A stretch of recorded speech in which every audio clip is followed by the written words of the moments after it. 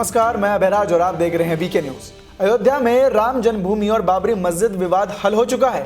Supreme court ने राम मंदिर के हक में फैसला सुनाया। हालांकि देश की निष्पक्षता और अखंडता को मद्देनजर रखते हुए इसी के साथ मुस्लिम समुदाय के लोगों की भावनाओं की कदर करते हुए सुप्रीम कोर्ट ने आदेश दिया कि मस्जिद के लिए भी अलग से जमीन आवंटित की जाए। तो वहीं आदेश मिलने के बाद उत्तर प्रदेश सरकार ने अयोध्या के धन्नीपुर गांव में मस्जिद के लिए जमीन आवंटित भी की। तो वहीं हाल ही में मस्जिद की नींव रखी गई, लेकिन इसी के साथ एक बड़ी खबर सामने आई है जिसमें जमीन को लेकर एक विवाद शुरू हो गया है। दरअसल बता दें कि सुन्नी सेंट्रल वक्फ बोर्ड को आवंटित की गई 29 में से 5 एकड़ जमीन पर 2 महिलाओं ने अपना हक जताया है। इसके लिए उन्होंने इलाहाबाद हाई कोर्ट में याचिका दाखिल की गई है। तो चलिए अब आपको बताते हैं कि आखिर ये पूरा मामला है क्या। दरअसल अयोध्या के धन्नीपुर गांव में मस्जिद के लिए आवंटित जमीन को लेकर एक नया विवाद खड़ा हो गया है। दिल्ली की 2 महिलाओं ने इलाहाबाद हाई कोर्ट की लखनऊ बेंच में याचिका दाखिल कर 29 एकड़ की मस्जिद के लिए आवंटित की गई जमीन में से 5 एकड़ जमीन को विवादित बताया है। दोनों ने याचिका में सुन्नी सेंट्रल वक्फ बोर्ड को आवंटित की गई 29 में से 5 एकड़ जमीन पर अपना निजी हक जताया है।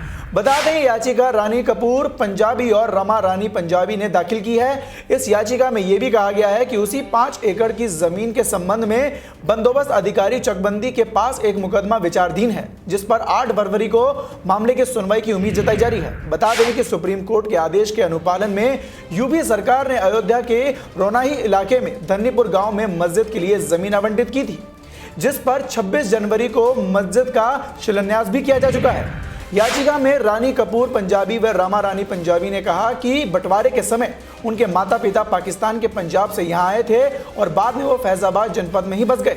उस वक्त उन्हें नजूल विभाग के ऑक्शनिस्ट के पद पर एक नौकरी भी मिली थी। और तो और उनके पिता ज्ञान चंद्र पंजाबी को 1560 रुपए में 5 साल के लिए ग्राम धन्नीपुर में लगभग 28 एकड़ जमीन का पट्टा दिया गया था। 5 साल के बाद भी उसी जमीन पर याचियों के परिवार के ही उपयोग में रही।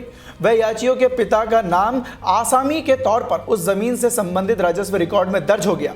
हालांकि साल 1998 में सोहावल एसडीएम की ओर से उनके पिता का नाम उस जमीन से संबंधित रिकॉर्ड से हटा दिया गया, जिसके खिलाफ याचियों की मां ने अपर आयुक्त में यहां लंबी कानूनी लड़ाई लड़ी और उनके पक्ष में फैसला भी हुआ। मामले में याचिकाकर्ताओं का कहना है कि बाद में चकबंदी के दौरान फिर से उस जमीन के राजस्व रिकॉर्ड को लेकर विवाद पैदा हुआ और चकबंदी अधिकारी के आदेश के खिलाफ बंदोबस्त अधिकारी चकबंदी के समक्ष मुकदमा दाखिल किया गया, जो अभी भी विचाराधीन ही है। याचिका में यह भी कहा गया कि मामला विचाराधीन होने के बावजूद जमीन में से 5 एकड़ की भूमि राज्य सरकार ने मस्जिद निर्माण के लिए कैसे दे दी, वो भी बिना उनकी इजाजत के। इसी के साथ आपको यह भी बता दें कि जब से मस्जिद के लिए भूमि आवंटित हुई है, तब से मुस्लिम समुदाय के लोगों में लगातार विवाद खड़ा हो रहा है। कभी मस्जिद की डिजाइन को लेकर तो कभी इसकी पवित्रता को लेकर सवाल उठ रहे हैं, जिसके चलते हाल ही में एआईएमआईएम के नेता असाउद्दीन ओवैसी ने फतवा जारी कर कहा था कि जिस तरह से मस्जिद बन रही है वो मुस्लिम समाज के लिए हराम है। ओवैसी ने यह भी कहा कि ऐसी मस्जिद में नमाज पढ़ना और चंदा देना हराम है, हमें यह मस्जिद नहीं चाहिए। तो देखा आपने, अभी मस्जिद का निर्माण भी शुरू नहीं हुआ और उससे पहले ही मस्जिद कई विवादों के घेरे में फंस गई है।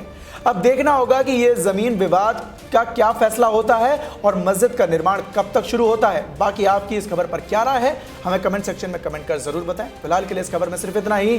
देश और दुनिया की ऐसी ताज़ा तमाम खबरों से जुड़े रहने के लिए देखते रहें वीके न्यूज़ यूपी। धन्यवाद।